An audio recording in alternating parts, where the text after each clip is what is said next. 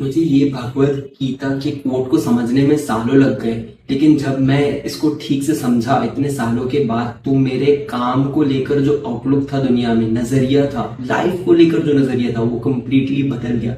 और इस वीडियो में मैं आपको समझाने वाला हूँ। तो मुझे सालों लग गए इस चीज को समझने में, लेकिन अगर आप थोड़ी देर बैठकर अपने दिमाग को चलाओगे, थोड़ा सोचोगे इसके बारे में, अपने आप को टाइम देना, शायद आपको पहली बार में इसको समझने में मुश्किल भी हो और समझ ना भी पाओ, लेकिन आप ठीक से ध्यान से बैठकर इसको एंड तक समझना, तो आपकी दुनिया को लेकर, आपके काम को लेकर शायद आपका नजरिया कंप्लीटली बदल जाएगा और आप दुनिया को एक अलग और नई नजरों से देखने लगोगे।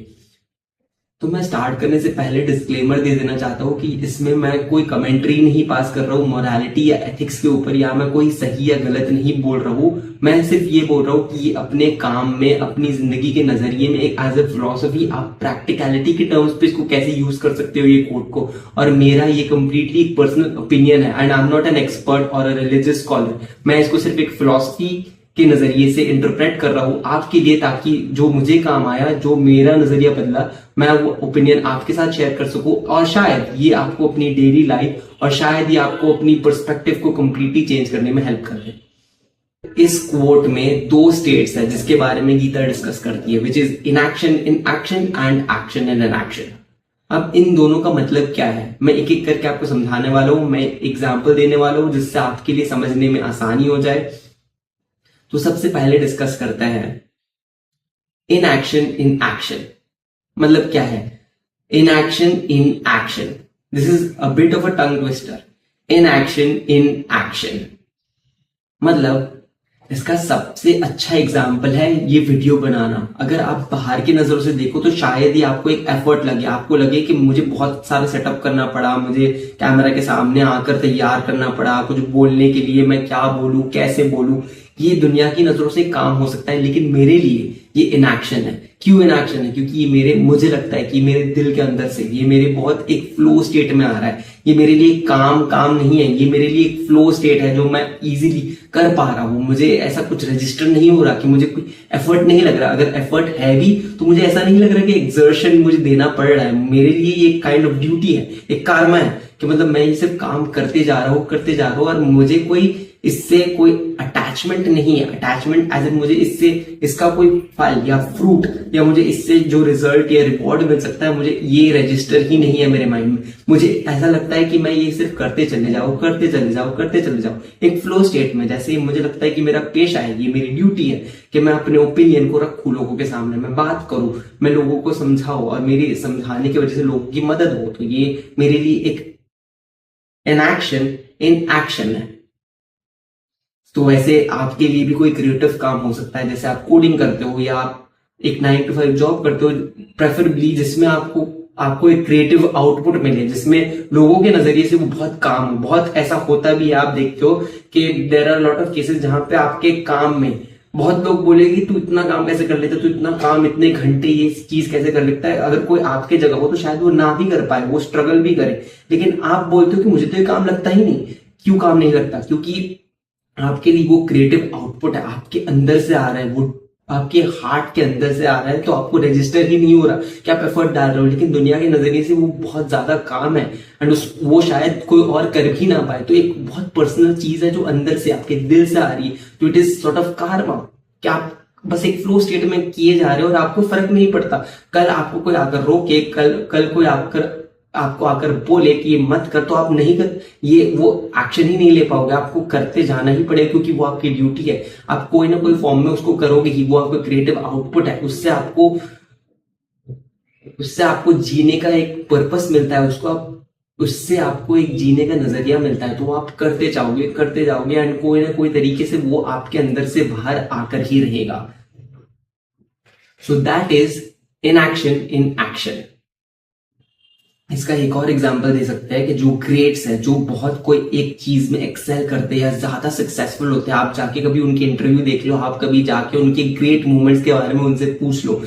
ऐसा बहुत बार हुआ है, जो हमें एक दुनिया की नजरियों से, हम बाहर आउटसाइडर पर्सपेक्टिव से जब उनको देखता है कुछ करते, तो हमें लगता है ये कैसे कर गया इसने, ये रेस इतने रिकॉर्ड कैसे तोड़ दिए। लेकिन आप उनसे पूछेंगे तो बोलेंगे वो फ्लो स्टेट में था, उनको उसके बारे में सोचना भी नहीं पड़ा। उनके लिए वो एक ड्यूटी थी, उनके लिए वो एक क्रिएटिव आउटपुट था, उनके दिल में से आ रहा था वो चीज। उसका मतलब ये नहीं कि उनको एफर्ट नहीं लगाना पड़ रहा था और बहुत इजीली हो गया। उनको उसके लिए प्रैक्टिस करनी पड़ी, नो डाउट, और उसमें बहुत मेहनत भी लगी। बट वो मेहनत उनके लिए एक ऐसी चीज नहीं थी कि मेहनत उनको इतना एफर्ट, शायद कोई और उनकी जगह होता तो वो एफर्ट भी नहीं डाल पाता उतना, वो कभी उतने प्रैक्टिस कर ही नहीं पाता, वो कभी उतने फ्लो में परफॉर्म कर ही नहीं पाता। So that is what separates them, क्योंकि वो उनकी ड्यूटी थी, वो उनके दिल के अंदर से आ रहा था, तो उनको वो काम नहीं लगा। लेकिन शायद कोई और होता तो उनके हाफ आउटपुट, उनकी 1% आउटपुट से भी डर जाता और वो कभी कर ही नहीं पाता। So that is in action. कि आपको लगता है कि बहुत सारा काम हो रहा है, लेकिन आपके लिए वो अंदर से आ रहा है और नेचुरली आ रहा है, तो आप बहुत इजीली कर पा रहे हो। Now we will talk about action in action. ये बहुत एक ऐसी चीज है, जब आपको लग रहा हो कि बाहर की नजरियों से अगर आपको कोई और देखे तो उसको लग रहा हो कि आप एक जगह सिर्फ बैठे हो, आप कुछ कर नहीं रहे हो, या आप इनडिसाइसिव हो, या आप कोई चीज का डिसीजन नहीं ले पा रहे, आप ओवर थिंकिंग कर रहे हो, तो बाहर के नजरियों से आप किसी और कोई देखेगा तो उसको लगेगा कि कोई काम नहीं हो रहा है यहाँ पे। लेकिन आपके माइंड के अंदर जो चल रहा है, जो डिस्ट्रप्शन हो रहा है, जो थॉट्स आपके फ्लो कर रहे हैं, वो बहुत ज्यादा हैवी थॉट्स फ्लो कर रहे हो, वो आपको स्ट्रेस कर रहे हैं, वो आपके डिसीजन को आप क्रिटिक कर रहे हो, आप सोच रहे हो कि क्या हो गया, तो वो आपके अंदर एक प्रेशर ला रहा है, एक स्ट्रेस ला रहा है। तो बाहर के आउटसाइडर पर्सपेक्टिव से किसी को लग गया कुछ काम नहीं हो रहा है यहाँ पे, आप एक जगह बैठे हो सिर्फ, लेकिन आपको पता है कि आप कितना भारी मात्रा में इससे इन्फ्लुएंस हो रहे हो, आपको कितनी परेशानी हो रही है, आपको डाउट्स आ रहे हैं अपने आप के ऊपर, आपको इससे डिप्रेशन हो जा रहा है। तो that is action in action.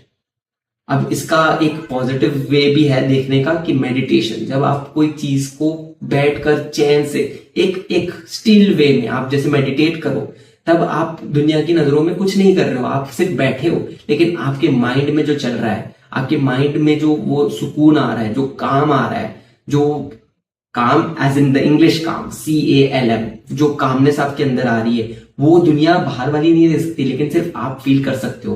तो दुनिया की नजरों में ये इन एक्शन है, लेकिन आपके नजरों में एक एक्शन है, क्योंकि आप वो बैठे हो और आप वो फील कर पा रहे हो उस चीज को, कि आपके दिमाग में it's taking place. So that is action in action.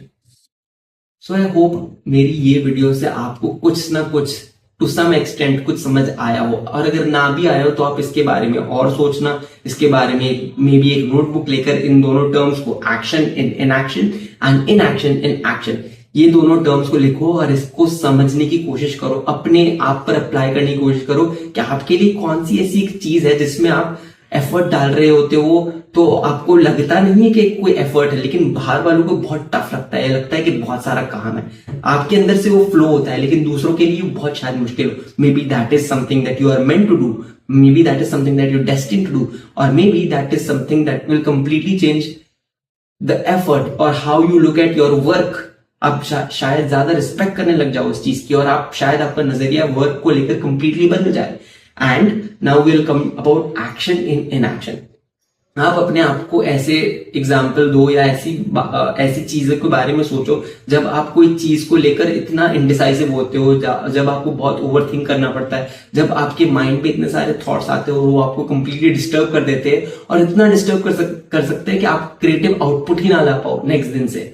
तो इतनी दोनों की इतनी मायने है, तो दोनों इतने इंपॉर्टेंट और रेलेवेंट स्टेट्स हैं जिसके बारे में गीता इस कोट में डिस्कस करती है। एंड मेरे लिए तो कंप्लीटली ये कोट बहुत शॉकिंग था और एक काइंड ऑफ रेवलेशन था, जो जब से मैंने सुना और जब मैंने इसको इतने सालों के बाद समझा, एंड एज द इयर्स पास मैं मैच्योर होते गया एंड मैंने इसको समझते गया, मैंने इतने सारे अलग अलग डेप्थ में इस चीज को लेयर आउट होते देखा है। तो मैं चाहता हूं कि आप इस चीज को एक ऐसे वन टाइम मत समझो, आप इसके लिए बहुत एक टाइम लो, अपने आप को थोड़ा फील करो, अपने आप को थोड़ा देखो कि ये आप इस चीज को कैसे समझ पा रहे हो, तो आप अपना इंटरप्रिटेशन दो इस चीज को। मैंने जितना इजीली मैं समझा सकता था, जो मुझे समझ आया अपने ओपिनियन के हिसाब से, अपने इंटरप्रिटेशन के हिसाब से मैंने आपको समझाया। अब you are free to do the same and free to give it your own additional meaning, कि आप कैसे इसको अनरावल करते हो, कैसे आप इस चीज को समझते हो। And maybe just maybe there is a chance कि ये आपकी पूरी जिंदगी बदल दे।